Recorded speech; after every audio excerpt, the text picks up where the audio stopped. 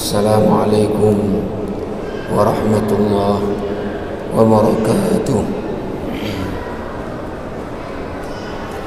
Alhamdulillahilladzi ja'ala makarimal akhlaqi fi a'la darajat wa ja'alaha afdala syai'in yudha' fi mizanil mu'mini yawmal qiyamah.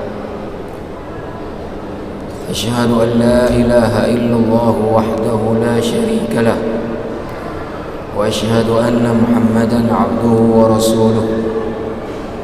اللهم صل وسلم وبارك على خاتم الأنبياء وإمام المرسلين وقدوة الصالحين نبينا محمد وعلى آله وصحبه أجمعين. أما بعد. Hadirin hadirat sidang jamaah salat maghrib yang dimuliakan Allah, alhamdulillah atas nikmat, rahmat, karunia Allah, taufik dan hidayahnya, kita baru saja dapat melaksanakan salat fardu maghrib kita di awal waktu secara berjamaah di rumah Allah yang mulia ini.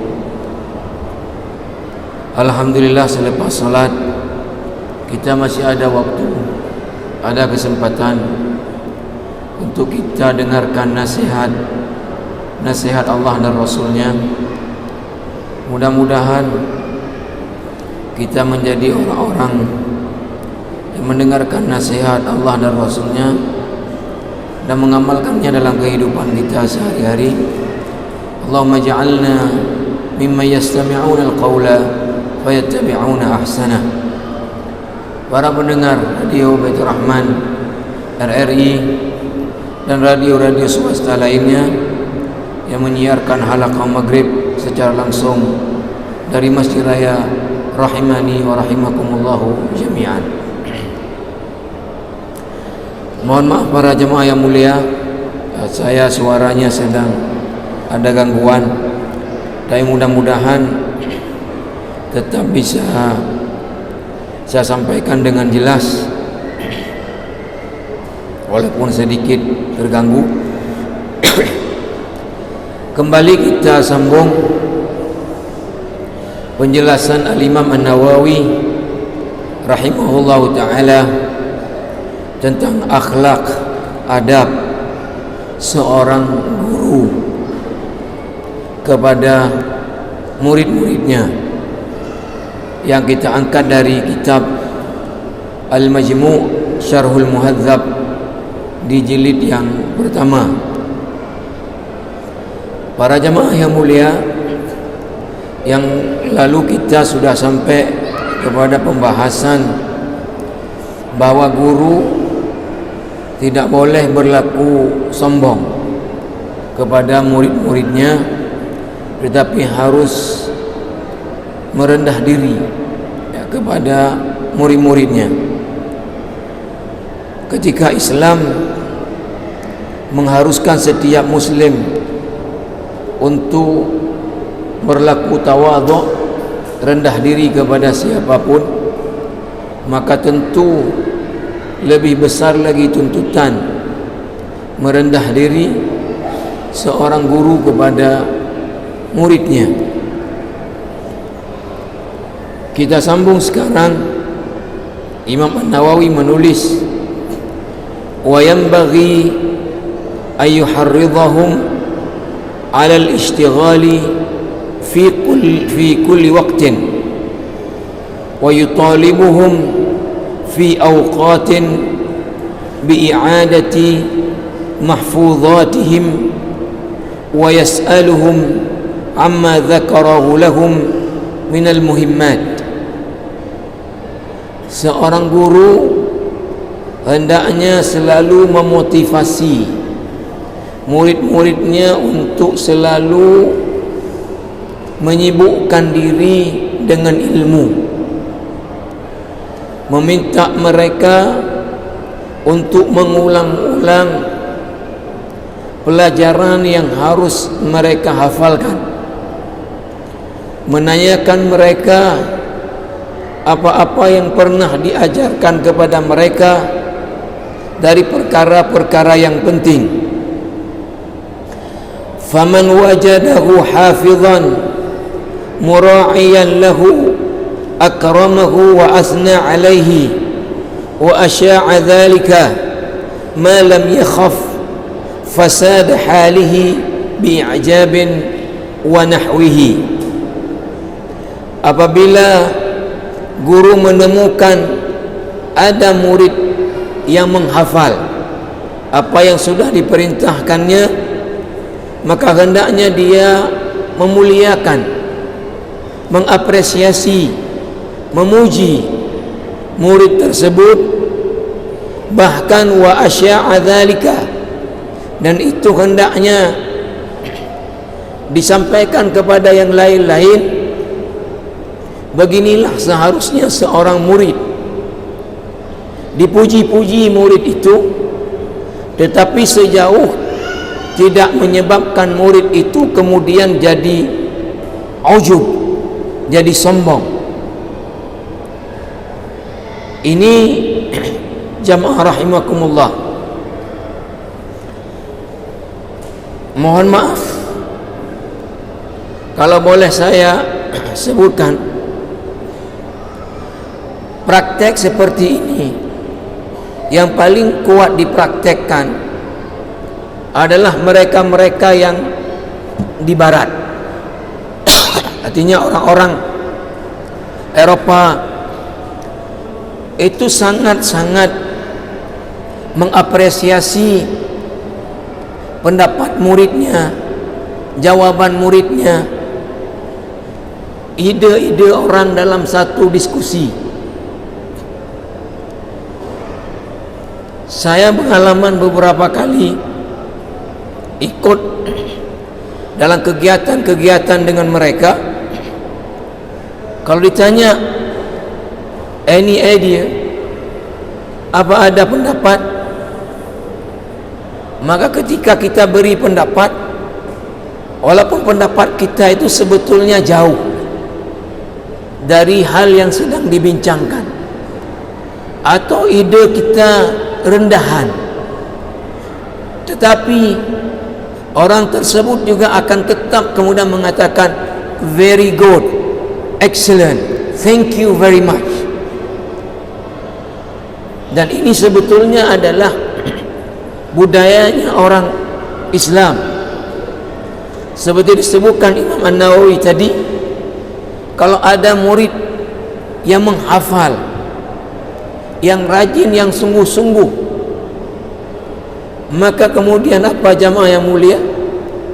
Diapresiasi, dipuji-puji, diminta yang lain untuk mencontohkannya. Tetapi yang harus dijaga jangan sampai memuji berlebihan, menyebabkan kemudian murid ini sombong dengan kawan-kawannya. Saya cerita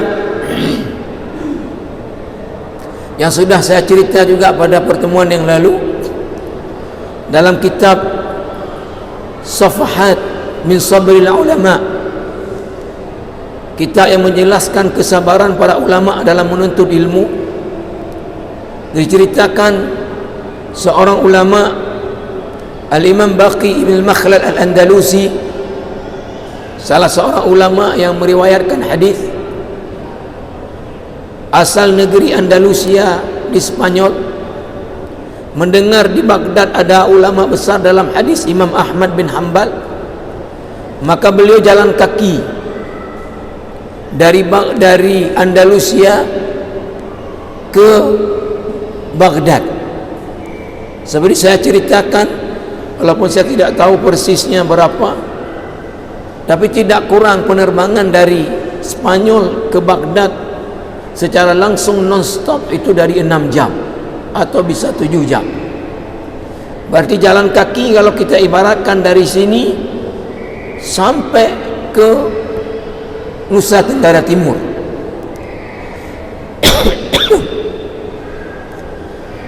Sesampai Al-Imam Baqi Ibn Makhlad Al-Andalusi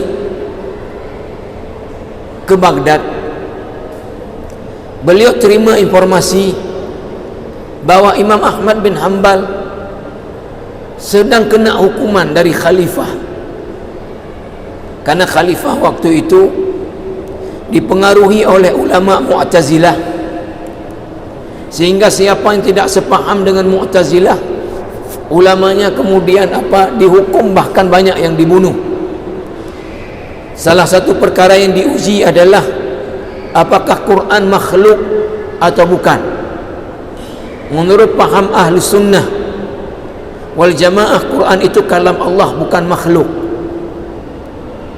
Maka siapa yang tidak mau mengatakan Quran adalah makhluk, maka dihukum oleh khalifah, dan banyak ulama yang dibunuh. Imam Ahmad sendiri dipenjara, dicambuk, bahkan juga hampir dieksekusi untuk dibunuh. Terakhir sekali Imam Ahmad dikenakan hukuman tahanan rumah. Imam Ahmad tidak boleh memberi pelajaran kepada siapapun. Tidak boleh ada orang datang ke rumah Imam Ahmad untuk belajar ilmu kepada Imam Ahmad. Itu yang sedang diberlakukan atas Imam Ahmad bin Hanbal oleh khalifah. Imam Baqi sudah jalan kaki dari Spanyol ke Irak. Sampai di Irak beliau terima berita seperti itu. Lalu apa yang dibawa oleh Imam Baqi bin Makhlad al-Andalusi? Beliau kemudian tanya orang, di mana rumah Imam Ahmad bin Hanbal? Maka ketika ditunjukkan rumahnya, beliau datanglah ke Imam Ahmad, ketuk pintu. Imam Ahmad buka pintu, ditanya, kamu siapa? Saya Baqi bin Makhlad al-Andalusi, Imam Baqi bin Makhlad.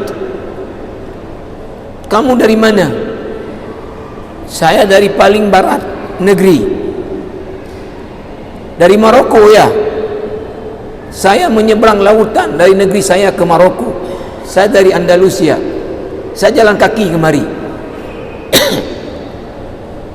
Saya ingin mengambil hadis dari anda. Kata Imam Ahmad, mungkin kamu sudah tahu informasi bahawa saya sedang kena hukuman tahanan rumah. Tidak boleh seseorang pun menjumpai saya dan belajar ilmu kepada saya. Kata Imam Baqi, betul, saya sudah dengar itu. Maka tidak ada yang saya paling cintai, kata Imam Ahmad, kecuali mengajarkan ilmu kepada orang yang seperti kamu, kesungguhan dalam menuntut ilmu, jalan kaki dari Spanyol kemari. Tapi apa daya, saya tidak boleh mengajar siapapun. Maka apa kata Imam Baqi bin Makhlad al-Andalusi? Kalau engkau mengizinkan, maka aku setiap hari akan pakai baju pengemis. Kemudian saya akan perban kepala saya. Kemudian kitab saya taruh di dalam kantong pengemis.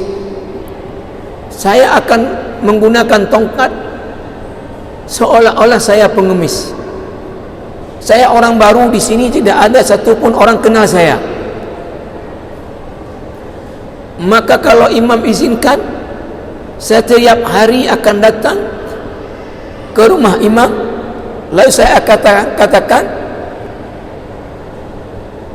ajarakallahu fima a'taita. Lalu engkau keluar seolah-olah engkau membantu orang pengemis. Maka cukuplah engkau ajarkan aku satu hadis setiap hari, itu pun cukup bagiku. Baik, kata Imam Ahmad, dengan satu syarat, kamu jangan pernah datang ke majlis pengajian hadis, dan tidak datang ke majlis pengajian manapun,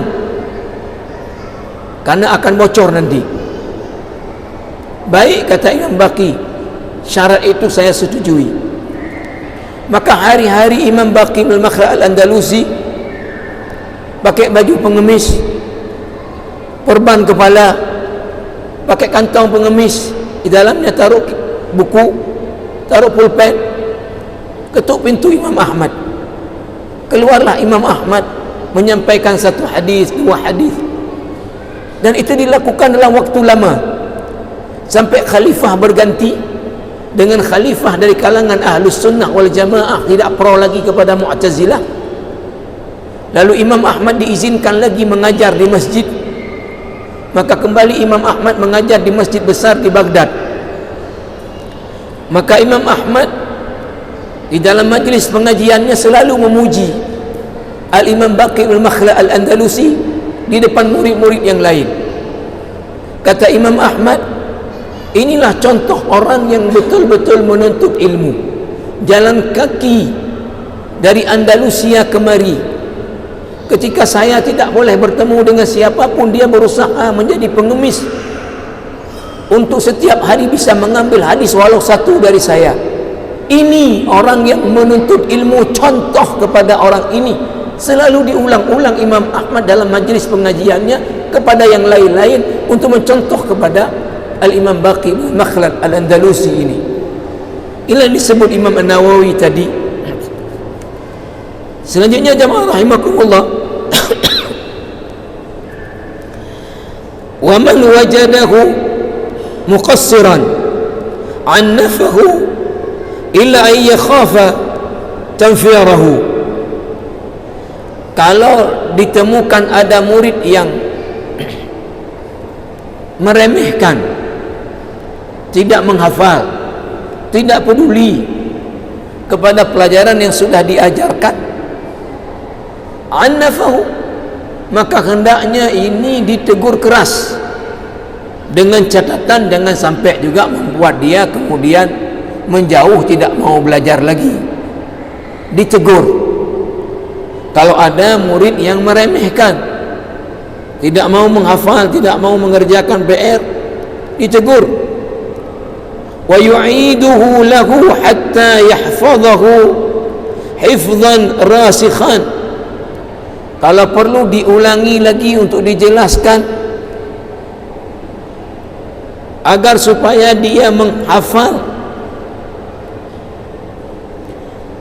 Wa yasifahum fil bahsi faya'tarifu bifaidatin yaquluha ba'dhum wa in kana saghiran.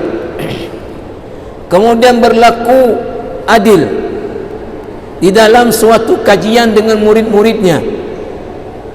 Maksudnya bagaimana? Faya'tarifu bifaidatin yaquluha ba'dhum wa in kana saghiran.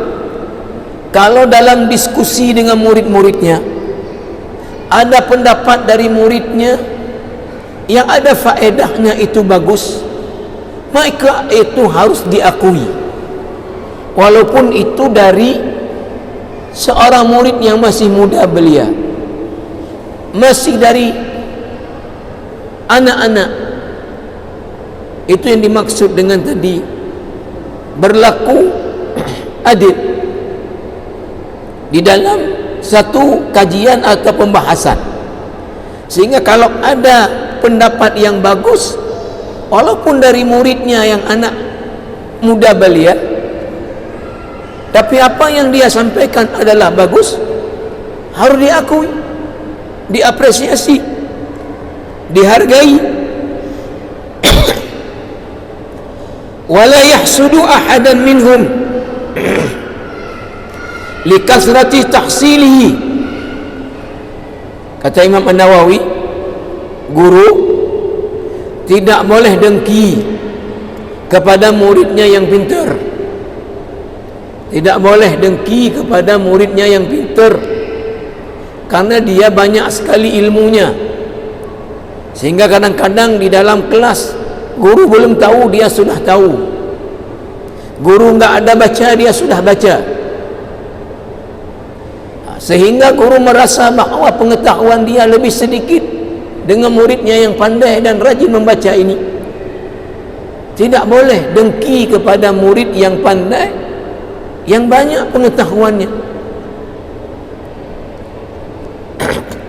Nanti disebutkan seharusnya seperti apa, tapi dikomentari dulu.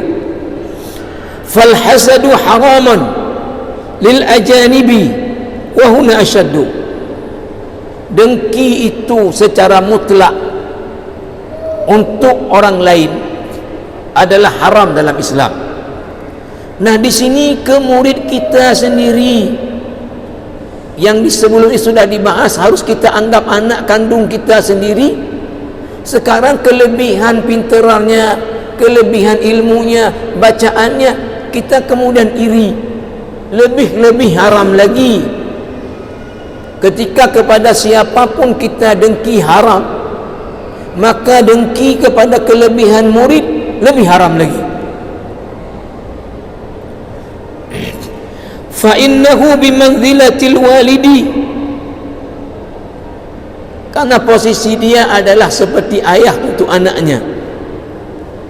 Wa fadilatuhu ya'udu ila muallimihi minha nasibun wafirun, fa innahu murabbihi wa lahu fi ta'limihi wa takhrijihi fil akhirati as-sawabul jalilu wa fid dunya ad-du'aul mustamirru was-sana'ul jamilu. Kenapa harus dengki kepada kelebihan murid, kepada kepintaran murid? Kata Imam An-Nawawi, kelebihan yang ada pada murid itu tetap akan kembalinya adalah kepada gurunya. Karena dia menjadi seperti itu awalnya karena diajarkan oleh gurunya, diarahkan oleh gurunya. Maka apa jamaah rahimakumullah, walahu fi ta'limihi wa takhriji fil akhirati athawabul jalil. Guru ini akan dapat pahala yang banyak di akhirat nantinya. Dengan muridnya tadi pintar, muridnya banyak ilmunya. Wa fid dunya ad-du'aul mustamir was sana'ul jamil. Di dunia pun akan terus didoakan oleh muridnya. Enggak didoa pun didoakan oleh Allah. Di dalam satu hadis dengan derajat yang sahih, Rasulullah bersabda, Inna Allaha wa malaikatahu wa ahlus samawati wal ardi la yusalluna ala muallimin nas al-khaira. Sesungguhnya Allah, para malaikatnya, seluruh penduduk langit, penduduk bumi, itu berdoa kepada orang mengajarkan kebaikan kepada orang lain. Jadi kita seharusnya guru ini bangga, senang kalau murid lebih pintar dari kita. Kalau murid lebih banyak tahu dari kita, karena tetap apa yang akan diajarkan orang lain itu akan mengalir pahala kepada kita, karena dasarnya dia kita ajarkan awal dasar-dasarnya. Kita yang selalu memotivasinya, kita selalu mengarahkannya, maka kelebihan yang dia miliki nantinya itu juga akan kembali di akhirat pahalanya ke kita yang mengajarkannya. Di dunia juga akan terus kita mendapatkan doa tadi dari Allah, para malaikat, penduduk langit, penduduk bumi. Maka tentu ironi, aneh kalau ada guru dengki atau benci kepada murid yang pintar. Bukannya tadi didoain, terus dimotivasi, dipuji, dan diharapkan memang muridnya lebih pintar dari diri dia. Kalau saya selalu mengatakan ke murid-murid saya di pesantren, saya sangat senang kalau ke depan kalian lebih alim daripada saya. Saya akan bangga kalau kalian lebih alim dari saya, dan saya tidak akan malu untuk bertanya nanti dalam hal yang tidak tahu kepada kalian.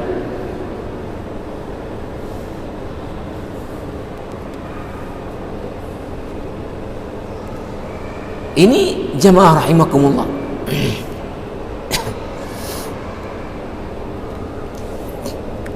Imam An-Nawawi kemudian melanjutkan,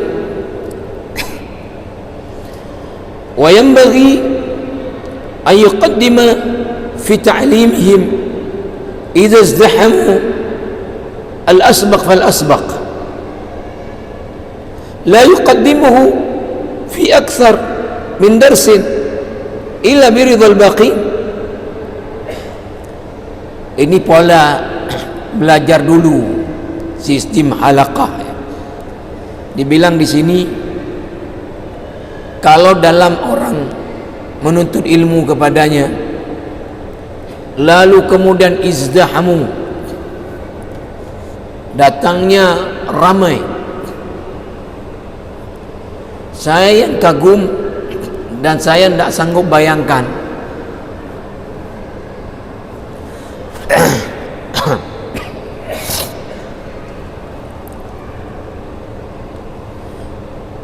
seorang ulama besar abad ke-7 Hijriah, tidak salah saya, Al-Imam Ibnul Jauzi. Al-Imam Ibnul Jauzi banyak sekali menulis kitab, tapi cerita ini diceritakan oleh Syekh Saleh Al-Utsaimin dalam kitabnya mensyarah kitab Al-Arba'in An-Nawawiyah. Ibnul Jauzi itu setiap hari Jumat ada majlis pengajian. Berapa orang menghadiri pengajiannya abad ke-7 Hijriah? Mi'at alif, ratusan ribu. Ratusan ribu. Memang Ibnu Jauzi keilmuannya, kalau kita lihat ke kitab-kitabnya, memang kalau istilah orang Arab mutafannin, bisa semua. Tafsir bisa, hadis bisa, bahasa Arab alim, sejarah alim, kemudian balaghah alim, nahwu alim, semua alim.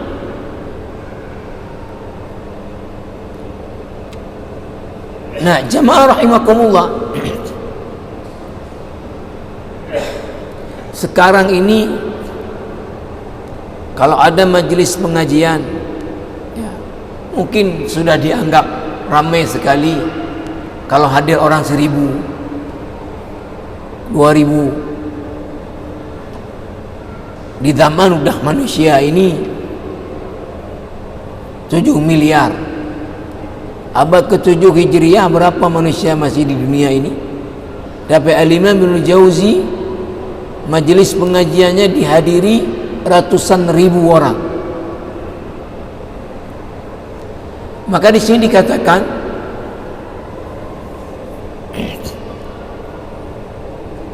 atau apa yang saya mau cerita biar enggak putus.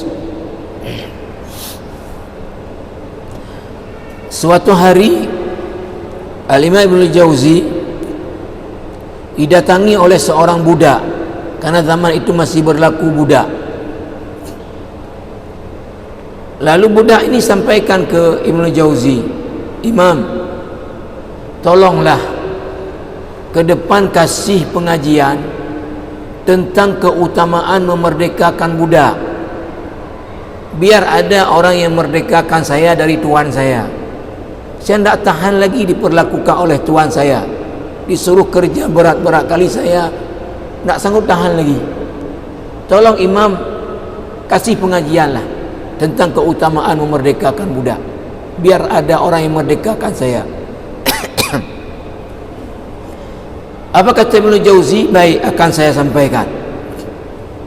Jumaat depan si budak ini datang ke pengajian, enggak disampaikan tentang keutamaan merdekakan budak.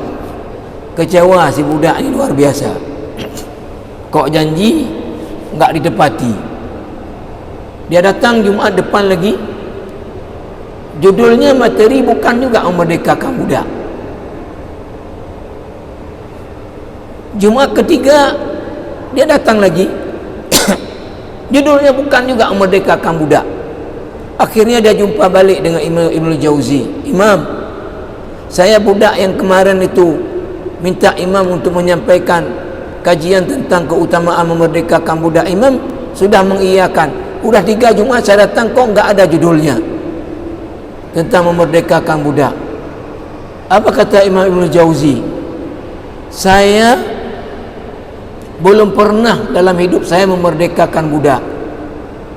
Maka saya tidak mungkin mengajak orang kepada sesuatu walaupun itu sunat saya sendiri tidak pernah buat. Tidak mungkin.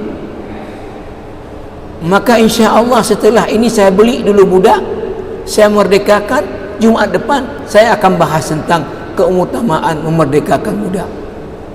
Ini di bawah judul dibahas oleh Syekh Shalih Al-Utsaimin adalah bagaimana seorang dai itu ya harus melakukan apa yang dia ajak orang. Jangan ajak orang buat baik dia enggak buat. Larang orang buat yang buruk dia buat. Ibnul Jauzi perkara sunat saja tidak berani mengajak orang kepada yang sunat kalau dirinya belum pernah buat itu. Ini jawaban Imam Ibnul Jauzi.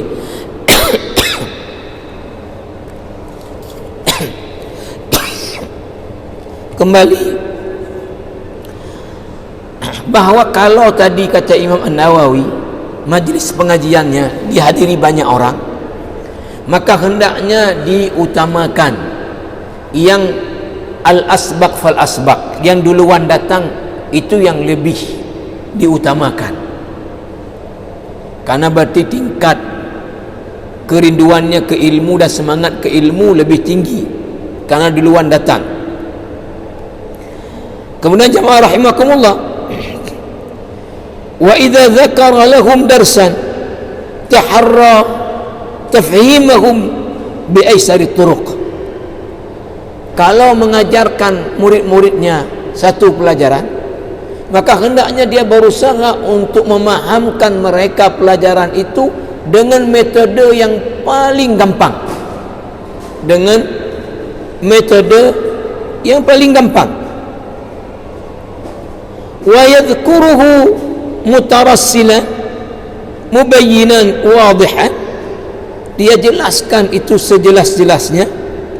Wa yukarriru ma yushkilu min ma'anihi wa alfadhihi, diulang-ulang kalau ada memang hal yang perlu dijelaskan berulang-ulang. Kalau itu memang istilah bahasa Arab muskil, susah dipahami, diulang-ulang sampai dipahami dengan baik. Illa idza wathiqa bi anna jami'al hadirin yafhamuna biduni dhalika, kecuali kalau dia yakin semua muridnya itu ngerti. Kalau dia tidak mengulang-ulang, ya sudah semua mengerti, boleh dia enggak ulang-ulang.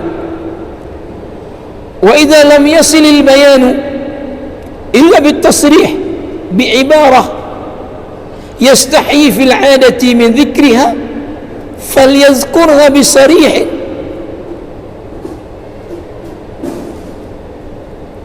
Jadi kalau seandainya dalam menjelaskan sesuatu gak akan dipahami kecuali menyebutkan benda itu, tapi benda itu kalau disebutkan malu, tapi jangan malu, jangan malu, demi supaya pelajaran itu jelas. Wala yamna'uhu al-haya'u wa mura'atul adabi min dhalika fa inna idahaha ahammu min dhalika.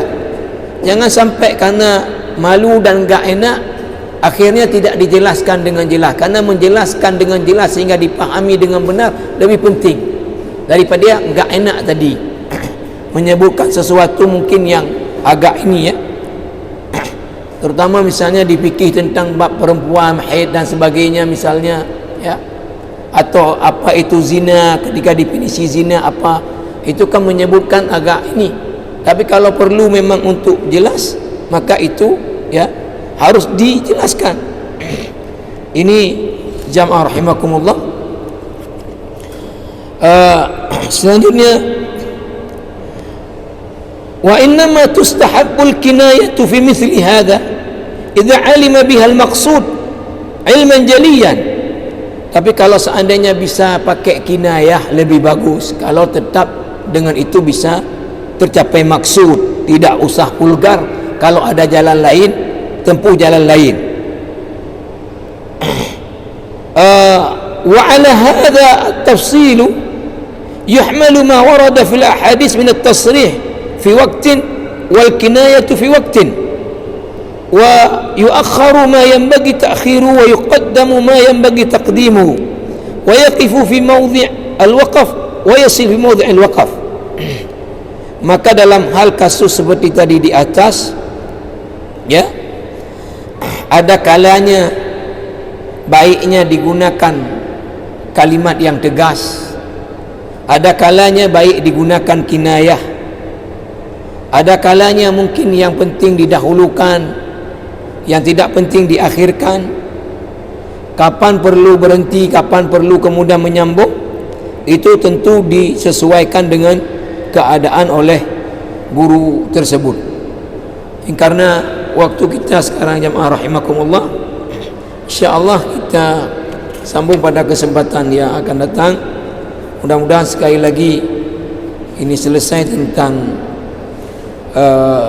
akhlak seorang guru. Nanti akan kita pindah kepada akhlak seorang murid, adabul muta'allim. Subhanakallah bihamdika asyhadu an la ilaha illa anta astaghfiruka wa atubu ilaik. Wassalamualaikum warahmatullahi wabarakatuh.